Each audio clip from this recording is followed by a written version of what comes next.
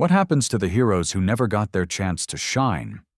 The 1980s and 90s gave us a flood of superhero cartoons, but for every Batman or X-Men, there were others that slipped through the cracks. Some were too strange, some too ambitious, and some just couldn't survive the Saturday morning battlefield. Yet they left behind sparks of brilliance, wild ideas, and unforgettable characters. Ready to uncover the shows you almost forgot existed? Let's dive in. Robocop, the animated series, 1988. This wasn't just a strange idea, it was a bold gamble.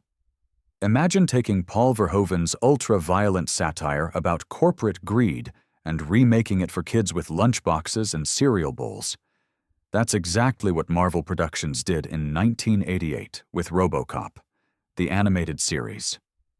Gone was the gritty, blood-soaked vision of Detroit. Instead, kids were introduced to a gleaming armored lawman with a heart of gold. The villains were colorful, almost cartoonish in the most literal sense, and the action always ended with a neat moral. To children who had never seen the R-rated film, Robocop was a futuristic knight in shining armor. To parents, the whole thing felt like a bizarre mismatch. Behind the scenes, the decision was simple. Toys. Orion Pictures saw the potential for action figures, playsets, and branded gear, and yes, they sold them. But fans of the original film scoffed, and critics quickly pointed out how hollow the adaptation felt. The gritty edge that made Robocop legendary was stripped away, leaving something shiny but soulless. The show only lasted 12 episodes, yet its impact lingers. For many kids, this was their first introduction to Robocop, sparking playground battles and toy collections. It also showed how Hollywood would sanitize even the harshest stories to squeeze into the Saturday morning slot. Forgotten by most, Robocop. The animated series stands as a fascinating artifact of its era, when even dystopia could be sold with a smile.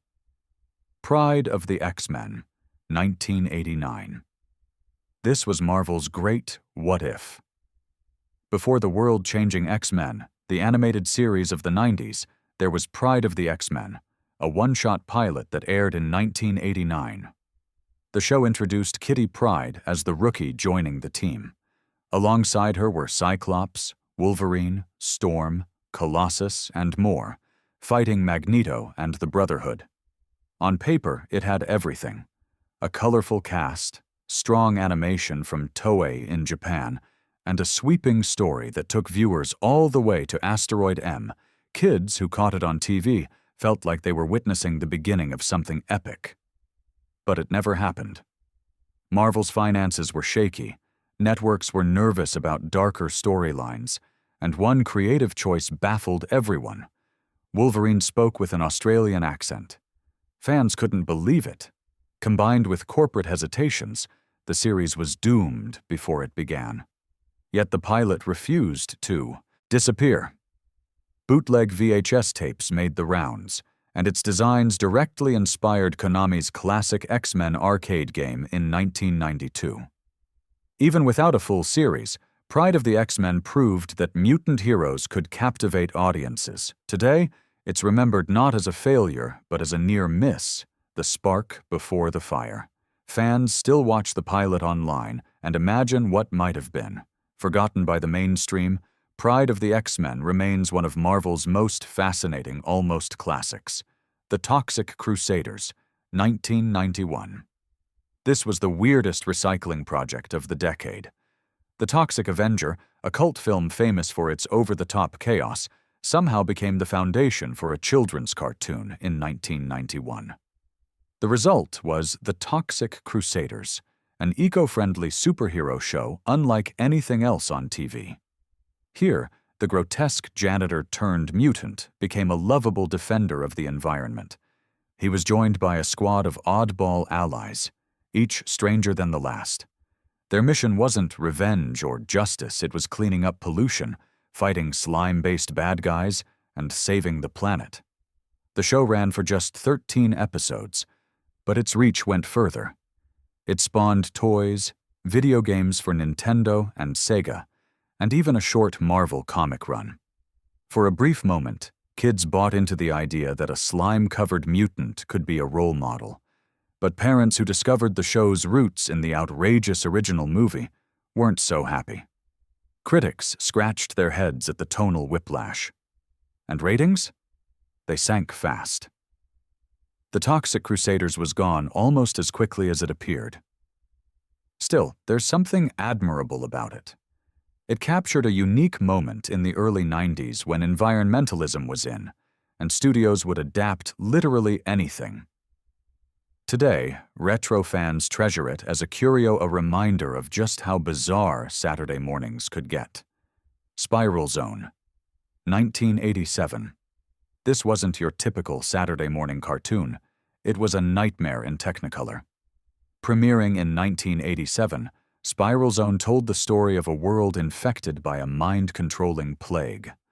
Only a small group of heroes called Zone Riders remained free, battling to restore humanity from the grip of the sinister Spiral Zone.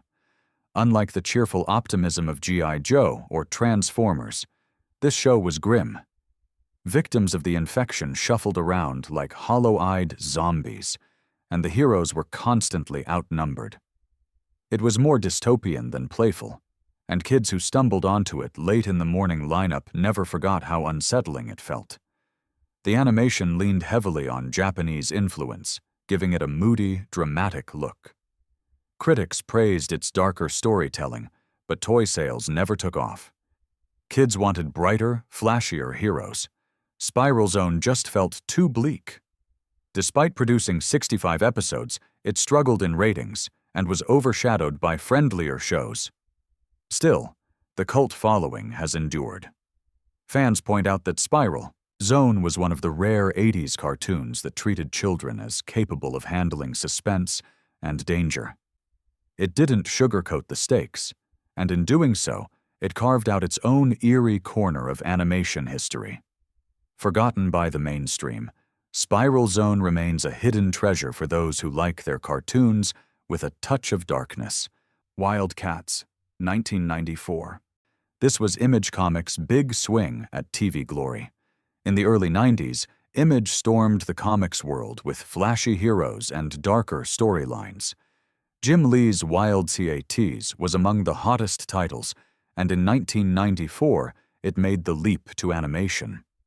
The series had all the ingredients: alien conspiracies, secret wars, a large ensemble cast, and even a toy line. On paper, it looked like the next X-Men, but the translation from comic to cartoon wasn't seamless. The violent, edgy tone of the books was scrubbed clean for Saturday mornings, leaving something that felt watered down. The animation was serviceable, but never as dynamic as Fox's Marvel cartoons. Stories felt trimmed of their bite. Kids gave it a chance, but ratings never soared. 13 episodes later, it was gone. And yet, Wild C.A.T.s still left a mark. It introduced the Image universe to kids who had never picked up a comic book. There was even a Sega Genesis game and a brief toy line. Fans hoped for a second season that never came, leaving the series stuck in limbo between ambition and compromise. Looking back, it's a reminder of both the promise and the pitfalls of the superhero boom of the 90s. Wild C.A.T.s showed that not every comic could survive the jump to TV, but its legacy lives on as one of the era's boldest near misses. Defenders of Dynatron City, 1992. This was Lucasfilm's strangest experiment. Known for Star Wars and Indiana Jones, Lucasfilm decided in the early 90s that it wanted a piece of the Saturday morning cartoon market. The result was Defenders of Dynatron City, a pilot that aired in 1992, and it was as bizarre as it sounds. The concept? A team of superheroes mutated by atomic energy. The roster included a man with a jackhammer leg, a woman with hair that turned into saw blades, and yes, a living human toaster. It was colorful, ridiculous, and oddly charming. To push the idea, Lucasfilm tied it to a Marvel comic miniseries and even a Nintendo Entertainment System game. The multimedia rollout made it feel like the birth of a potential franchise. but the pilot didn't land. The animation, produced by DIC, lacked the polish of competitors, and the offbeat powers felt more confusing than exciting. Critics mocked its oddball tone, and kids didn't bite. The NES game was clunky, the comic failed to build traction, and the cartoon was shelved after its single episode. Still, Defenders of Dynatron City has its admirers. Fans who discovered it years later embraced its sheer weirdness. In a decade full of cookie-cutter heroes, it dared to lean into satire and silliness. Forgotten by mainstream audiences, it now survives as a cult artifact proof that even Lucasfilm could swing and miss on Saturday mornings. C.O.P.S, 1988 to 1989. This was law enforcement in the future-done cartoon style. Officially called Central Organization of Police Specialists, or C.O.P.S for short, the series premiered in 1988. To avoid confusion with the live-action reality show, it was later branded Cyber C.O.P.S. The show featured a futuristic city where a cybernetic police force battled high-tech criminals. Its star, Bulletproof, led the team against Big Boss and his colorful rogues gallery, which included villains with names like Dr. Bad Vibes. The animation, handled by DIC, was energetic and stylish, pushing it above some of its Saturday morning competition. Unlike many shows of its era, C.O.P.S actually ran for 65 episodes, a solid 2-season syndication package. It looked like a success on paper, but critics dismissed it as a thinly disguised G.I. Joe imitation, and toy sales never reached the levels needed to keep the franchise alive. Without the merchandising to back it, C.O.P.S quietly faded away. What makes it fascinating today is how forward-looking it was. Its cybercrime themes and robotic enhancements predated the 90s obsession with cyberpunk storytelling. For some kids, villains like Dr. Bad Vibes were the stuff of nightmares. For others, the futuristic gadgets were unforgettable. Forgotten by most, C.O.P.S has become a retro favorite, remembered as a bold attempt to fuse superhero-style heroics with a cybernetic edge. Skeleton Warriors, 1994. This was dark fantasy on a Saturday morning. Produced by CBS and Playmates Toys, Skeleton Warriors hit TV screens in 1994 with a premise that could have come straight out of a heavy metal album cover. The story centered on Baron Dark, an evil overlord who transformed half the kingdom's people into skeleton monstrosities. The survivors, known as the Legion of Light, became the resistance fighting back against his nightmarish army. The gothic visuals were a sharp contrast to the colorful worlds of Teenage Mutant Ninja Turtles or Power Rangers. The animation was moody and stylish, and the voice cast included veterans who gave it real gravitas. But the series was tied to toy sales, and when the action figures underperformed, the show's fate was sealed. Parents complained that the skeletal villains were too frightening for younger kids, while older viewers were already shifting toward live-action shows. After just 13 episodes, Skeleton Warriors was gone. Yet the series has a cult following. Fans love its bold designs, eerie atmosphere, and willingness to push darker themes. It's remembered as one of the few superhero cartoons of the 90s that leaned into menace instead of comedy. Skeleton Warriors may have been too intense for its time, but its shadowy visuals and ambitious storytelling make it a gem worth revisiting. Silver Surfer, 1998. This was Marvel's most cosmic gamble. By the late 90s, Marvel's animated universe was in full swing, with X-Men and Spider-Man dominating Saturday mornings. Hoping to expand the brand, Fox Kids launched Silver Surfer in 1998. Visually, it was stunning. The animation embraced computer-enhanced cel shading with bold, psychedelic colors inspired by Jack Kirby's original comics. The writing was ambitious, often philosophical, exploring the loneliness of Norrin Radd and his servitude to Galactus. It was less about quips and more about cosmic morality.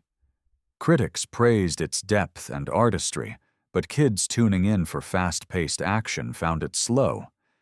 The inconsistent animation, sometimes dazzling and sometimes clunky, didn't help. Behind the scenes, Marvel's bankruptcy left the show with little chance of survival. After just 13 episodes, it was abruptly canceled, leaving storylines unfinished. For fans, it was heartbreaking. Silver Surfer had the potential to redefine superhero storytelling for television, but it was cut short before it could reach its peak.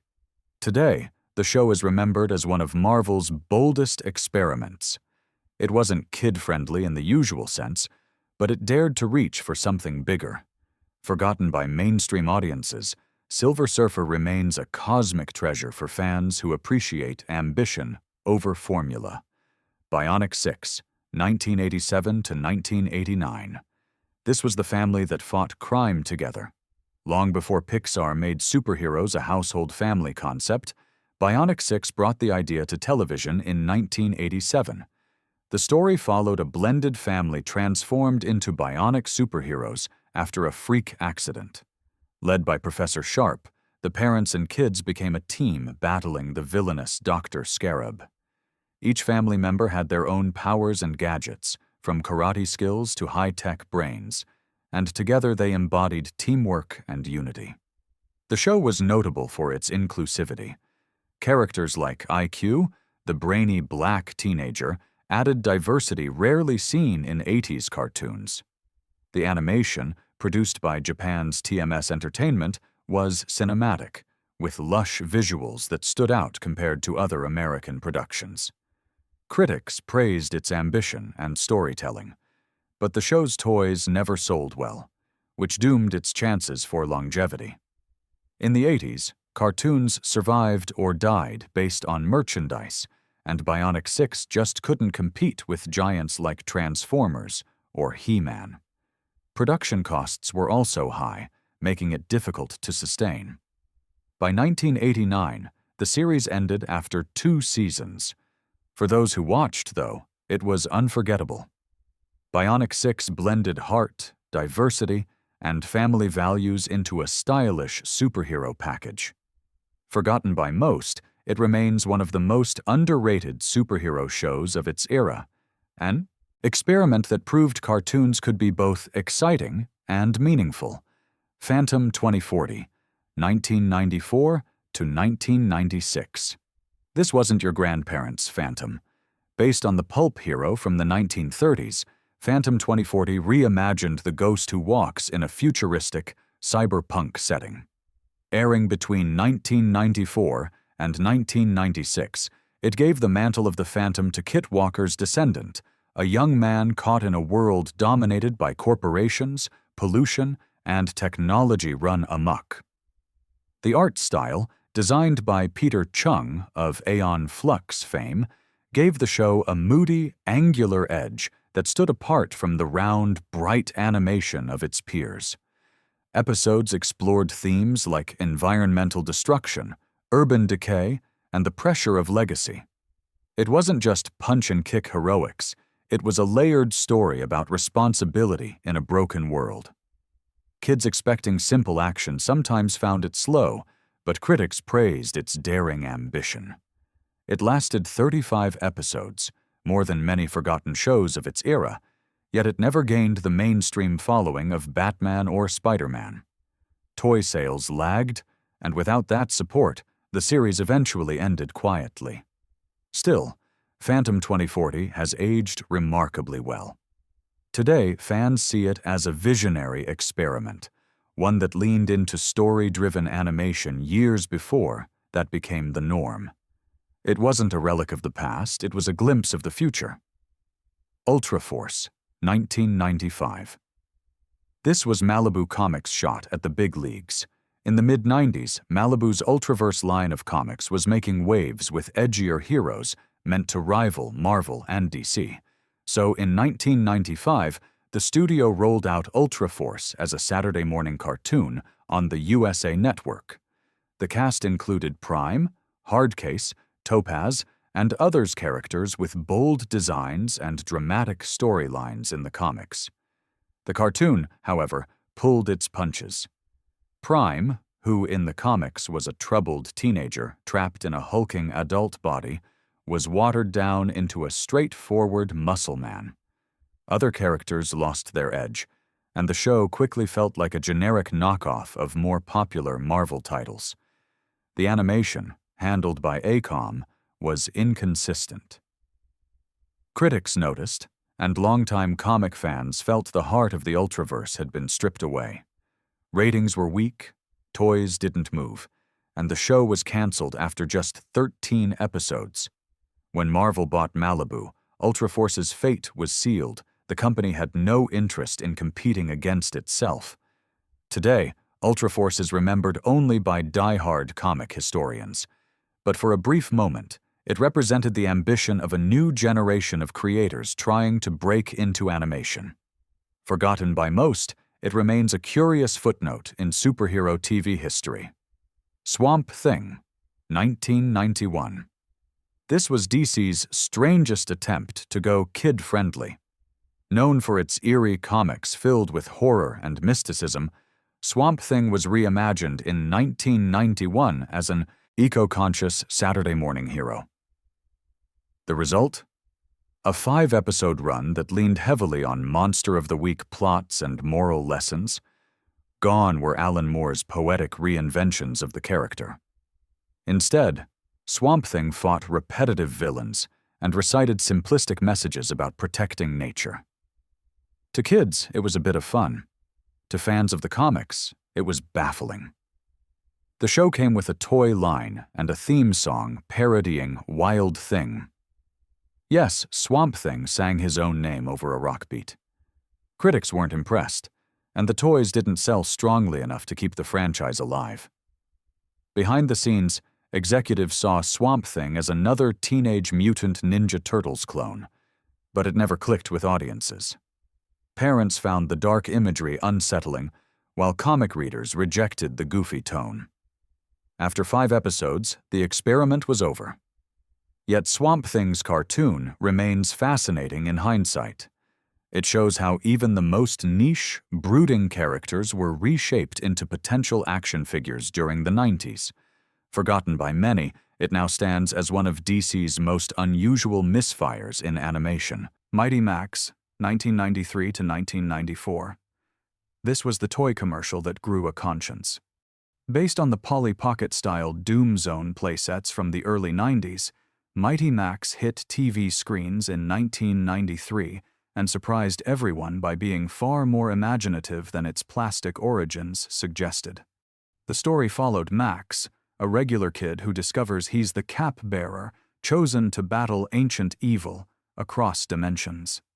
Guided by his wise mentor Virgil and his Viking bodyguard Norman, Max leapt from world to world through magical portals, one moment in prehistoric jungles, the next in futuristic wastelands. The premise was pure adventure fantasy, but the writing was unexpectedly dark and clever. Unlike many toy-driven cartoons, Mighty Max treated its audience seriously. Episodes tackled themes like destiny, sacrifice, and even fear of failure. The show's monsters and villains were genuinely eerie, and its pacing was faster and sharper than most of its peers. Animation from Film Roman gave it a crisp look, and the voice cast featuring Rob Paulsen as Max and Tim Curry as the villain Skullmaster brought real energy. Despite critical praise, it never hit the toy sales that powered giants like Transformers or Ninja Turtles. After 2 seasons and 40 episodes, Mighty Max ended on a shockingly mature cliffhanger that left fans stunned. Decades later, it's remembered as one of the smartest and most underrated superhero adventures of its era. It was scary, funny, and surprisingly emotional, a cartoon that proved even merchandise-driven shows could have heart. Forgotten by casual viewers but cherished by those who grew up with it, Mighty Max stands as a shining example of 90s creativity unafraid to get weird. Mummies Alive, 1997. This was Egyptian mythology reimagined for the Power Rangers generation. Premiering in 1997, Mummies Alive followed 4 ancient Egyptian warriors resurrected in modern San Francisco to protect a boy believed to be the reincarnation of a pharaoh. Each mummy had unique armor and mystical powers, leading to flashy transformation sequences that echoed the style of Power Rangers and gargoyles. The main villain, Scarab, gave the show its eerie menace, and the theme song, with its chanting intro, burned itself into kids' memories. The series produced 42 episodes, which sounds impressive, but it still only lasted 1 season. Why? Competition. By the late 90s, Pokémon, Batman, and Spider-Man dominated the market, and Mummies Alive just couldn't keep pace. The toy line was modestly successful, but not enough to save the show from fading. Even so, fans remember it fondly. The Egyptian designs were unique, the battles were exciting, and the mythology gave it a flavor that stood out from the usual spandex-wearing heroes. Forgotten by the mainstream, Mummies Alive survives as one of the last big swings of the 90s superhero boom. So there you have it. 15 superhero cartoons from the 80s and 90s that time tried to erase. They weren't all hits, but each dared to do something different, whether it was gothic skeletons, eco-mutants, or cosmic surfers. Some were bizarre, some were brilliant, and all of them deserve another look. Which one do you remember? Or did you just discover a new favorite to dig up online? Drop your thoughts below, hit subscribe, and let's keep the forgotten heroes alive.